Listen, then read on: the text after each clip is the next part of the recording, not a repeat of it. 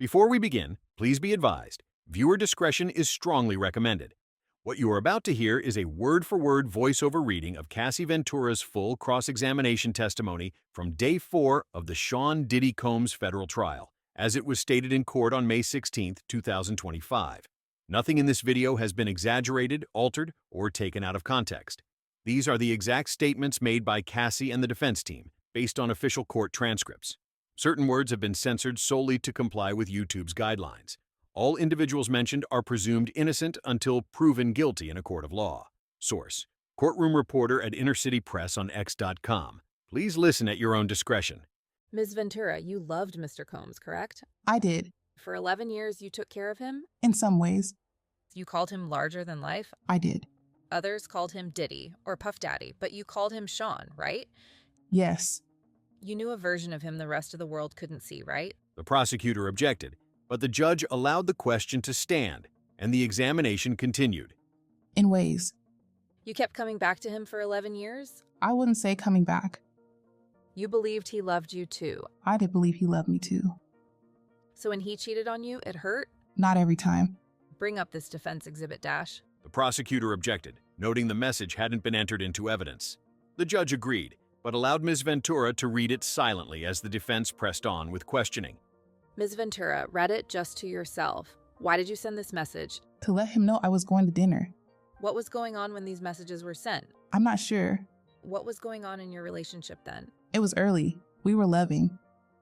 I offer it. The prosecutor objected, arguing the statement was being presented as fact, but the judge overruled the objection, and the questioning continued. Please read. I wrote, "I love you, smiley face. I'll fly anywhere for you. I love you, Cass."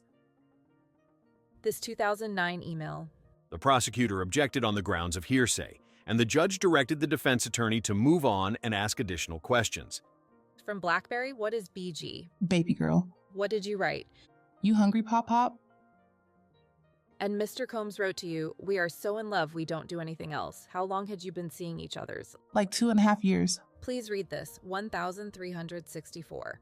I haven't talked to you at all. You don't even try. You rushed me off the phone. I'm really hurt. And I don't need your money. I need some attention. You wanted your special time with Mr. Combs? Yes. You testified that you told him, "I love you so much you make me a better woman." I definitely wrote those messages. You wrote, "I can't wait until we have a baby of our own." You knew that he had 6 children at the time? Yes. So now these messages about freak off, when you say, "You know it doesn't matter to me," you mean weekend or weekday, either is fine. That's what it says. Mr. Combs says, "Maybe we can call Jules. Can you do it?" Yes. This was an explicit message from you about the anticipated upcoming freak off? The prosecutor objected, but the judge overruled it, allowing the defense to continue with their line of questioning. Ms. Ventura, this is from Mr. Combs to you. You respond with an extremely explicit message, right? Yes. This is 2 days after the planning of a freak off, right? Yes. If you're finding this valuable, hit like and subscribe. We post daily updates just like this. Now, let's get back to the courtroom and continue with the cross-examination. He said, "I want to see, how did you reply?" I can't wait either. You wrote, "I feel like I want to right? That's what it says. Mr. Combs says, "I'm so horny I can't concentrate." What do you say? That I'll go to Dwayne Reed for candles and then set up the room. Did you understand that he was going to take another video of you? The prosecutor objected, calling it speculation, and the judge instructed the defense to move on. You ask, "Any pills on you?" Yes. What pills were you taking then? Opiates. You deleted videos on your devices, right? Yes. What did you write? That I need to feel this. This is my husband, the only one who will see this side of me. Were you afraid that Mr. Combs was only seeing you for sex in this way? That was a concern. You still were not public in your relationship with him? Correct. Were freak-offs important? Integral to us. Who was at your 21st birthday party in Las Vegas? Britney Spears, Dallas Austin. How did you get them there? They came for Sean. You're very beautiful and charming. Thank you. It's true. Who is Tommy Mottola? A well-known producer. You were an up-and-coming star? I guess you could say that. After you signed with Bad Boy, things were still platonic? Yes. You had rough performance. 106 in Park, it did not go well for me. How did he help you after that? We did a YouTube video, he said. Everybody makes mistakes. What was wrong? I couldn't hear myself. You were dating Mr. Leslie. How much older than you was he? 10 years. Then you traveled to Miami with Mr. Combs. The flyer of the event was just a cover to spend time with Mr. Combs, right? That's true. You had a tattoo of Mr. Leslie's initials on your body, right? Yes. How many tattoos did you have then? The prosecutor objected, questioning the relevance of the question, but the judge overruled it and urged the court to keep things moving. Moondram. The one on your arm? No regrets. Mr. Combs taught you how to do oral SX? He did.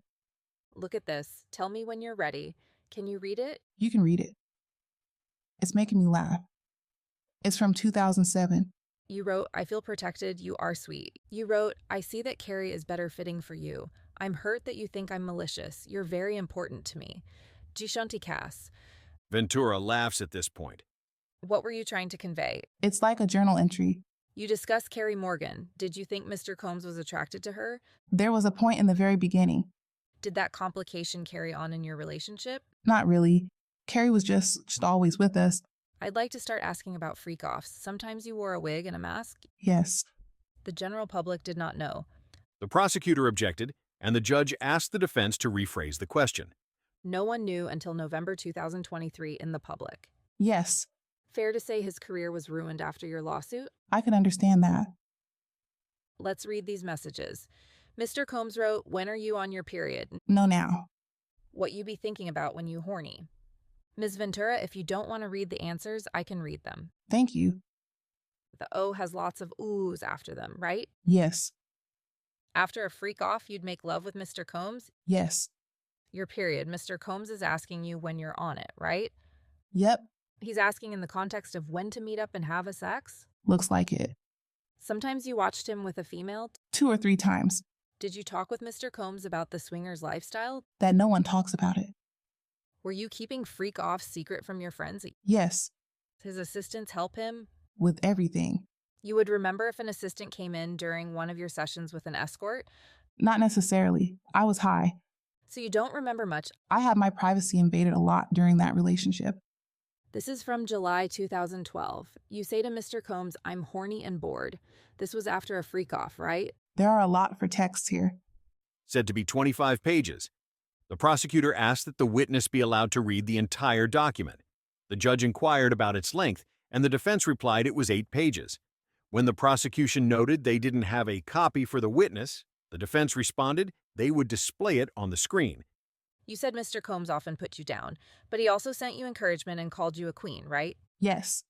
What would trigger Mr. Combs' incessant calls to you? Anger, doubt about where I was. If he suspected you of cheating, he'd call you incessantly? That was one of the reasons. Because he thought...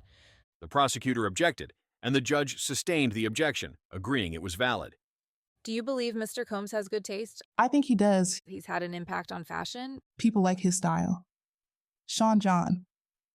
Did you consult with him on your look?